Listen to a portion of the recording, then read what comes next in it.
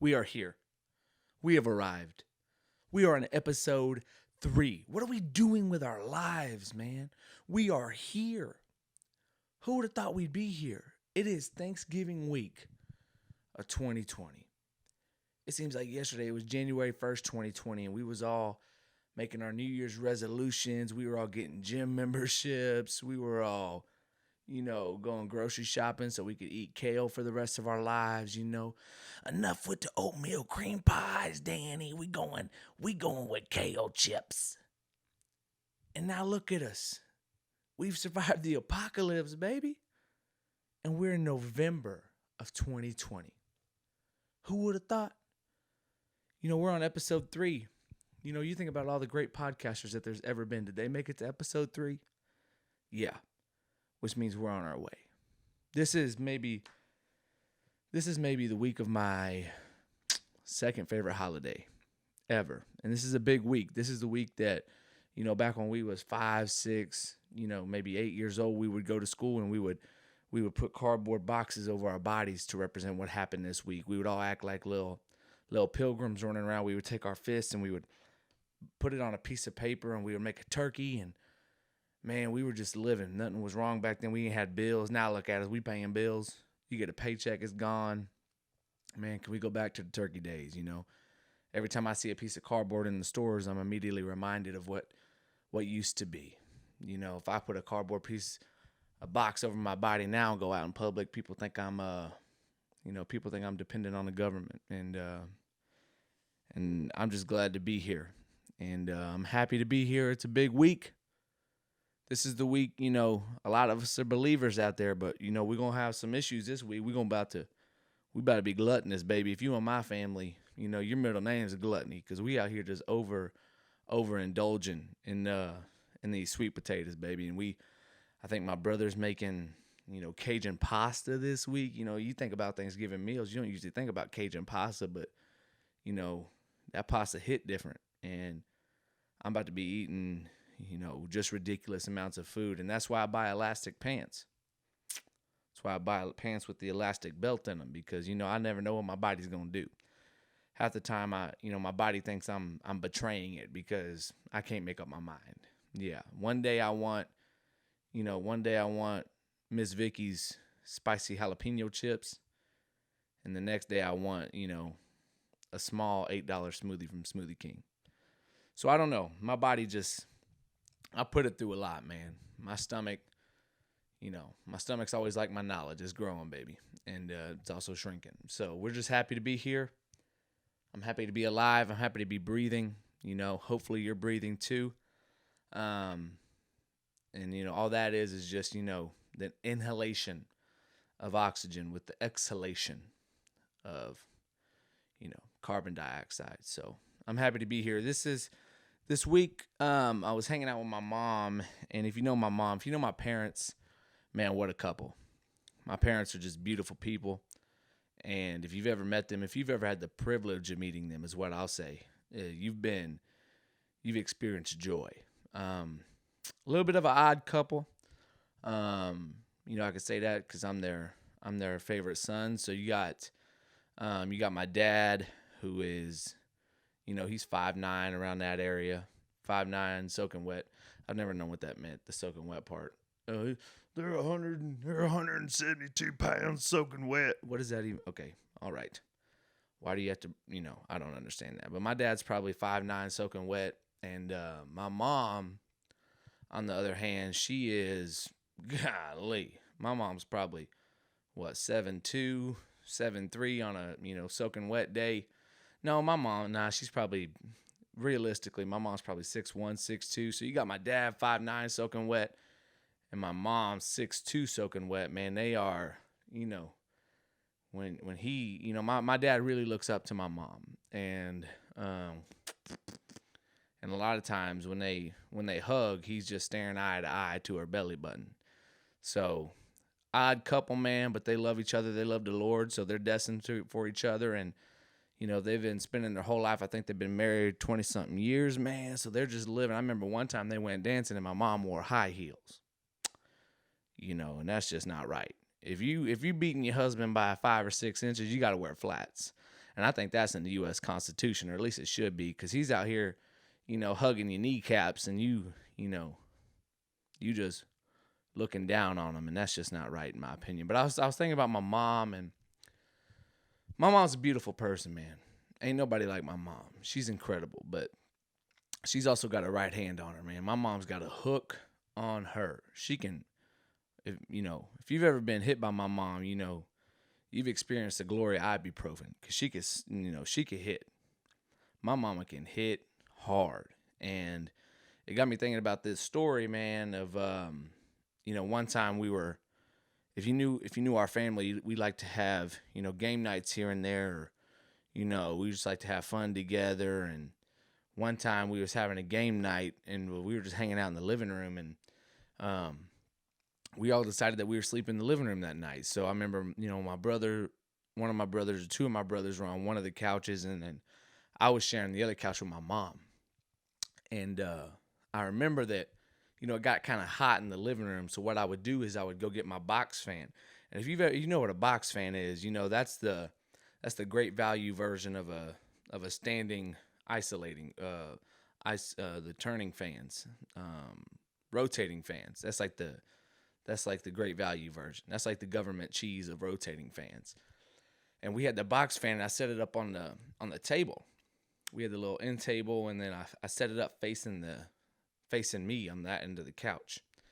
And we played our games, and it was just time to go to sleep. And I remember, everybody was going to sleep. My eyes started getting heavy, man. I fell asleep, and I was probably asleep for a couple hours, long enough to really get that deep sleep, long enough to really, see a toilet in the middle of the forest in your dreams.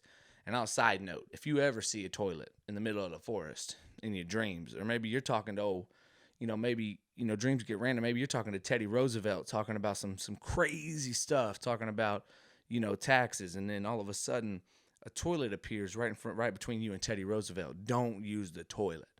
Have your manners and keep your britches up. Because if you start peeing in that toilet, guarantee you 100% of the time you're peeing in your bed.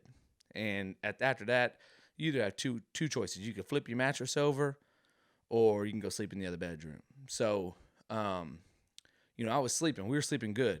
And it was probably a couple hours of sleep, really getting that deep, that deep sleep, the DS. And I was sleeping, and the box fan, dude, real loud. You would have thought Garth Brooks walked in your house, started singing Thunder Rolls, because that box fan fell and hit the ground hard.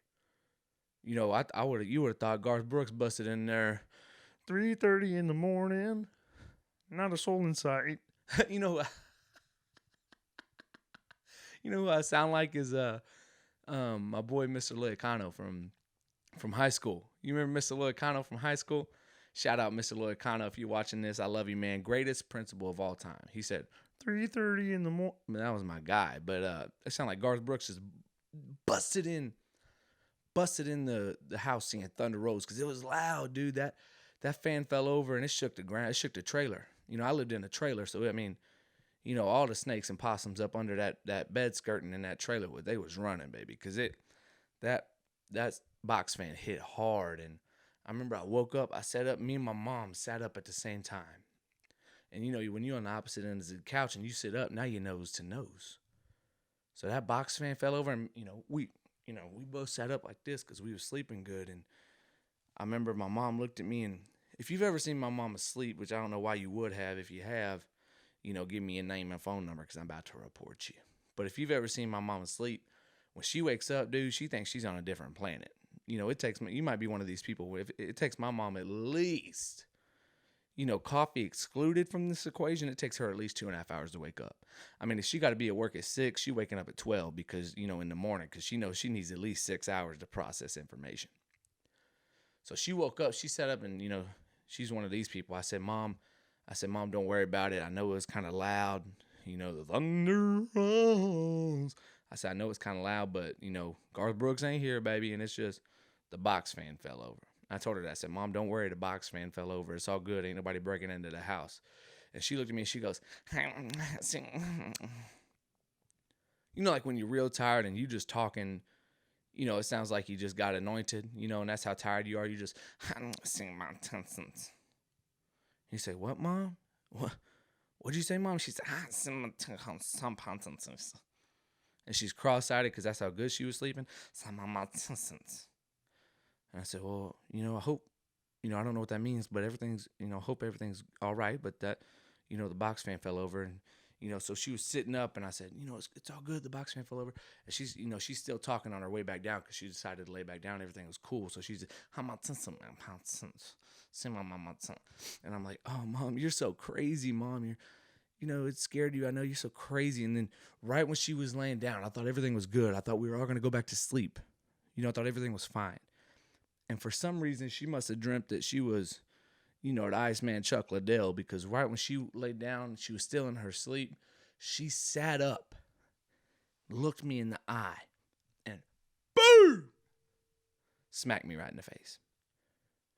And I was so confused. I was lost. Like, I started rethinking my life. I said, did I push the box fan? Did I push it over? Did I almost smacked myself, because I how could you? Evidently I deserve a smacking. And my mom, she was on her way down. Everything's fine. I'm gonna see my papa, and she just woke up and just yow, right across my face. And I was sitting there, and I was about, I don't know, I was about 9, 10 years old. And I looked at her and I said, when you get ready to cry real intensely, maybe if you've ever been kicked in the shin, or maybe if you've ever been trying to do a trick on a scooter and the scooter kind of comes back and hits you right in the shin. If you've ever experienced a real deep cry, there's about 10 seconds of mute that happens. There's about 10 seconds of just silence because you're really getting ready to let out everything you got. So she, my mama, and if you bring it up to this day, she does not remember. That's how good she was sleeping.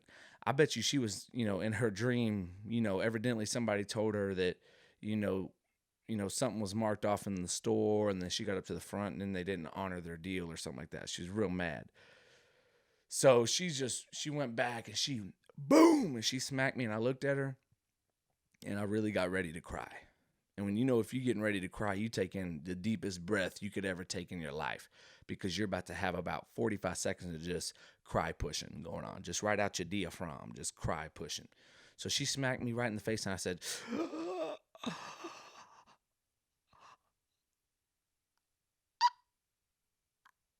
and then right after the mute, right after that 10 or that whatever, that 10, 15 seconds of mute, really comes the screen door. So you got 10 or 15 seconds of mute, and then you got about another 10 seconds of screen door. So I said,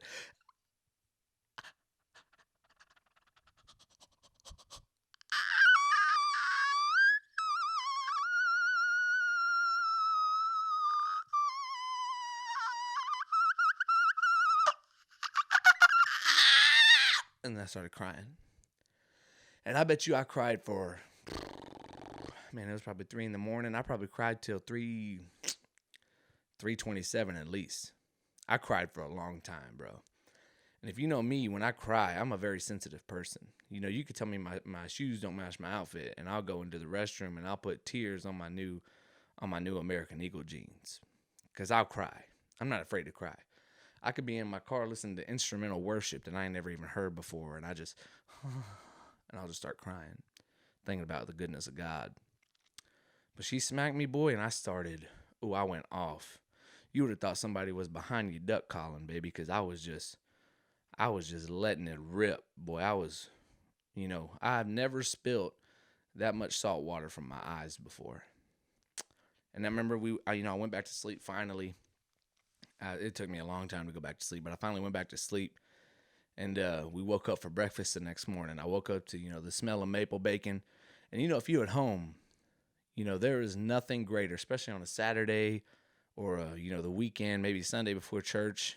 And my real obese children like myself can testify to this. There is nothing better ever than waking up to the sound of maple bacon. Even better than that, waking up to the smell, oh my gosh, of maple bacon. There's nothing better. When you're sleeping there and you're dreaming about, this was probably 2010 maybe. No, it couldn't have been. This was probably 2006, 2008. So I was probably dreaming about, going fishing and not catching nothing. And when you're out there on the river in your dreams and you fishing with that old hook bait, or side note, why is there so many weird names for baits? If you ever been fishing with a real redneck, I'm talking, a redneck that wakes up in the morning and brushes his tooth, a real redneck. When they say to hand you their tackle box and give them some bait, they will give you the weirdest names for bait. So, hi, Core. And they always got a dip in their mouth. Hi, Core, give me that spinner jag line. And what? And you looking for something that's spinny with a jag on it. And you don't even know what a jag is. And you just looking in there. And a redneck, if he don't get his bait in time, he'll insult you. He'll insult you, and he'll make fun of you. I was probably out there wearing skinny jeans. He'll make fun of my, did you get your jeans out of your wife's closet? Those, dude, do you have, does your midriff have room to breathe? Redneck's always making fun of tight jeans. If you're out there with a redneck and he's trying to catch a bass out from behind that creek bottom, he might say, hey, Cord, give me that lefty, loosey, righty, tighty, spinny wheel crankbait. And now you're looking for something that's loose on the left and tight on the right with a crank on the end of it. You don't know what you're doing. You might be out there in a real strong redneck with that real deep accent. It sound like he, choking on a butterscotch. Hey, Cord. Sound like he's choking on a little peppermint. Maybe the chocolate peppermints from Olive Garden. He's saying, hey, Cord. Hand me my Cinderella poker fella, Popeye ribeye, spinner reel. And you're like, what does that even mean? I don't even remember where I was going. But there's nothing better than waking up to the smell of maple bacon.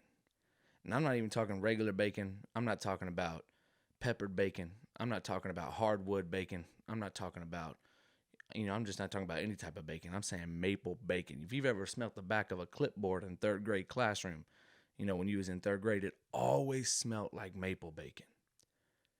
And I would wear maple bacon cologne if they had it. Because I swear, if I put on maple bacon, if I'm in there in the morning cooking maple bacon, Stormy gonna walk into the kitchen in the best mood of her life. So I would definitely wear maple bacon cologne. You know what I'm saying? But the next morning, after I finally went back to sleep, I woke up to the smell of maple bacon. I woke up, my family, they were all eating at the table. Everybody was happy, but I had to remember what happened to me the night before, last night. Even in the morning, I remember what happened to me, this past earlier morning. So everybody's eating and they're happy, and I'm just sitting there looking at my mama like this. I'm looking her dead in the eye because, in my mind, we about to step in the front yard and throw hands. You may have nurtured me for, the past 8-9 years of my life, but you gonna Chuck Liddell me at 3 a.m? I didn't even hear the bell ring, and you're gonna Tito Ortiz me in the lip. So I'm looking at Mom, and everybody's laughing. The family's having a good time eating that maple bacon and eggs over medium, and I'm looking at my mama like this because there was revenge on the horizon. And I'm looking at her real mean. I got my eyes crinkled and my forehead wrinkled, baby, and I'm looking at her like this. And I got a big old red mark of a size, I don't even know glove sizes, but a size 2XL glove on my face. Big old red mark. And my mom looks at me and she has the nerve to say, Corey, oh my God, why aren't you happy? I cooked you maple bacon. What's wrong? Why do you have, oh my gosh, you must have slept with your hand on your face? Why is there a big red mark with a hand on your face? And I looked at my mom and I said, don't act like you don't know what even happened last night. Ain't nobody Men in Blacked you in the forehead. You know exactly what you did to me last night. And I proceeded to tell my mom in front of my whole family about how, she overstepped her boundaries and, UFC'd me right in the tooth. She UFC'd me right in my third molar, right in the side of the lip. And, to this day, if I bring that story up, she does not have any recollection, a recollection of memory. She doesn't have a single one of waking up and smacking me. She'll cry because she feels horrible as a mother that she would ever put her child through any kind of pain. and she'll cry, and it feels horrible. And but it was good memories to look back on. Experiencing it maybe didn't feel the best, but I'm just happy that if you ever get in a fight with my mom, my mom can defend herself. She probably gonna hit you once, and and that next hit will be you hitting, tapping out on the floor, And I thought about messaging Dana White. If you know who Dana White is, he's the UFC president, CEO, founder, whatever he is. And I thought about messaging her because my mom would be a killer. I'm not even going to say killer because a killer get caught. A killer with an A instead of an ER, you ain't going to catch a killer. My mom, boy, she could run in the UFC. My mom could have a run in the UFC for the heavyweight championship belt. Because and here's how it would happen. You'd have to put her to sleep before a fight. Because she fights best when she's asleep. I don't know if she could fight asleep, but I tell you what, she got one heck of a haymaker when she is 3 hours deep in a good deep REM sleep. So you give her a little bit of anesthesia before you put her in the octagon, baby, watch out. Because that fight's in the first round, total knockout, dog. You give her a little shot of anesthesia right to the neck, right to that oesophagus, right to that food tube, right to the esophagus. You give my mom some anesthesia right to the esophagus, baby, she gets in that ring and she's going to be laying on the ground like this. And then what I want you to do next when she's laying on the ground like this is put a box fan on the top of the octagon. And right before the fight starts, right before they ring the bell, you push that box fan off the top of the octagon and let that box fan hit the octagon floor. My mom's going to wake up and look her opponent right in the eye and say, I don't see my potential. And her opponent's going to say, what? Are you even qualified to, are you okay? Like, can you go in this fight? You look very sleepy. And my mom's going to say, I'm going to see my tummy some. And then right when that bell rings, that UFC fighter's going to go check on her. My mom's going to lean back and she's going to go to sleep and she's going to pop right back up and she's going to Mike Tyson. She's going to Mike Tyson that dude right in the lip. And he's going to be like, why is there a box fan on the floor? And I'm going to be like, run, because, you about to get smacked in the lip, go to sleep, and wake up to the smell of making maple daddy. Maple bacon daddy, and you're going to have a hurting lip and you're going to be looking for your championship belt. And I tell you exactly where you're going to find it, around my mama's waist. Because she knocked you out, baby. My mom would go undefeated in the UFC as long as she had two things, anesthesia and a box fan, baby. If she had that anesthesia box fan, you couldn't beat my mom, dude. Nobody would ever hold the championship belt again. They would introduce my mom right in the blue corner, standing at a 7'3" tall, weighing at you never say a woman's weight, it's disrespectful, weighing at an unknown poundage, with a professional record of 827 wins with 0 losses. 73-year-old Michelle Spencer. And they would come in and they would jab her with that anesthesia. She would go to sleep. Everybody would be cheering. She'd wake up. And she would just kill her opponents, bro, with that one hand. They would say, Michelle, one hand, Spencer. Or Michelle, Anesthesia Box Fan, Spencer. The ABF, the Anesthesia Box Fan. And that's my mom. But yeah, dude, this is an important week. This is Thanksgiving, and here's my rule. If there is any type of entity or any type of program telling you to not celebrate Thanksgiving, here's what I say. Here's my stance on it. Thanksgiving's for the family. Be with your family. Okay? You ain't gonna dwindle the family value in this great state of Texas. I'm going to be with my mom, I'm going to be with my daddy, and I'm going to be with 38 closest members of my family, baby. We all going to be grubbing on stuffing and getting a little fluffing down in our gullet, down in our belly, baby. And you ain't going to stop it. Pull up and see what happens. If the CDC pull up in my family's driveway, I guarantee you that we're all making my mama take a nap. And that CDC person is going to come to the door, and then, I'm going to be holding up a box fan, baby, and he going to take off running. Because CDC means CDC stands for Corey don't care, baby. And I'll put a box fan at the door. Because you may be CDC, Center of Disease Control, but baby, this is CDC, Corey don't care, baby. Step up, I'm going to get my mama to right hand you in the cheek. So, but it's an important week, man. Celebrate Thanksgiving. Play a little bit of cornhole in your backyard and run the table, baby. Run the table on the cornhole. And if you if you have somebody that you ain't getting along with, there's a little bit of unforgiveness in your heart, go and forgive that person. I'll tell you right now, forgive that person. Unforgiveness is like drinking poison and expecting the other person to die. Jesus is too good.